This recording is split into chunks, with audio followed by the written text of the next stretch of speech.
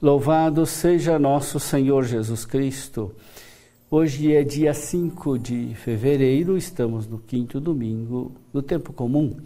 E a leitura do Evangelho de hoje é de Mateus, capítulo 5, versículos 13 a 16. Naquele tempo disse Jesus a seus discípulos: Vós sois o sal da terra. Ora, se o sal se tornar insosso, com que salgaremos? Ele não servirá para mais nada, senão para ser jogado fora e ser pisado pelos homens.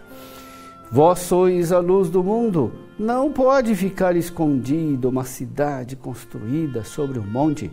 Ninguém acende uma lâmpada e a coloca debaixo de uma vasilha, mas sim num candeeiro, onde brilha para todos os que estão na casa. Assim também brilha a vossa luz diante dos homens, para que vejam vossas boas obras e louvem o vosso Pai que está nos céus. Meu irmão, minha irmã, através de 3 pequenas parábolas, a parábola do sal, da lâmpada e da cidade construída sobre o monte, Jesus ensina sobre a missão que os cristãos devem desempenhar. Os cristãos são sal da terra. O sal tempera, preserva os alimentos e é símbolo da sabedoria. O sal serve para preservar os alimentos da corrupção. Como sal, os cristãos, com sua pregação e seu comportamento, anunciam a boa nova do Evangelho. Eles ensinam uma sabedoria e edificam os homens com seu comportamento. Por meio da pregação do Evangelho, eles devem fazer com que os homens, distantes de Deus pelo pecado, voltem à sua amizade. Por isso, os apóstolos devem transmitir a mensagem de Cristo como ela é, uma boa nova, uma mensagem que se escuta com alegria e com desejo, com sede. Por outro lado, para que o Evangelho seja uma boa notícia, é preciso que a pregação seja acompanhada de uma vida santa, marcada pelo exercício das obras de caridade fraterna. E se o sal se tornar insosso? As coisas melhores, quando se degeneram, se tornam as piores. As coisas mais úteis, quando perdem sua utilidade, se tornam as mais inúteis. O pregador do Evangelho que se desvirtua, que dá escândalo, torna-se um grande obstáculo para a salvação dos outros. Assim como não existe sal para salgar o sal, assim também será muito difícil encontrar um outro apóstolo que devolva e recupere o que o pregador infiel perdeu com seu comportamento escandaloso. Um dos grandes obstáculos para a evangelização é a vida incoerente dos cristãos, pais, padres, religiosos, catequistas e assim por diante. Sobre nós pesa o juízo de Deus. Se o sal se tornar insosso, ele não servirá para mais nada, senão para ser jogado fora e ser pisado pelos homens. A parábola coloca os discípulos e as comunidades cristãs sob o juízo.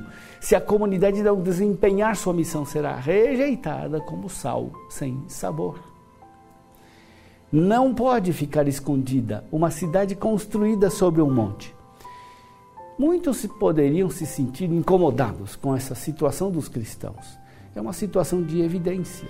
Seria melhor e mais cômodo uma situação de menos evidência para quem se tornou cristão, mas para quem se tornou cristão, perdeu o direito de viver comodamente. Todos observam se o comportamento do cristão corresponde àquilo que ele prega e ensina. Assim brilha a vossa luz diante dos homens, para que vejam vossas boas obras e louvem o vosso Pai que está nos céus. Essa afirmação parece contradizer Mateus capítulo 6, versículo 1 a 4, que diz: evitai praticar as vossas boas obras diante dos homens para serem notados por eles, porque assim não tereis recompensa da parte do vosso Pai que está nos céus. Quando, portanto, deres uma esmola, não faça tocar a trombeta diante de ti, como procedem os hipócritas nas sinagogas, nas ruas, com o fim de serem aplaudidos pelos homens.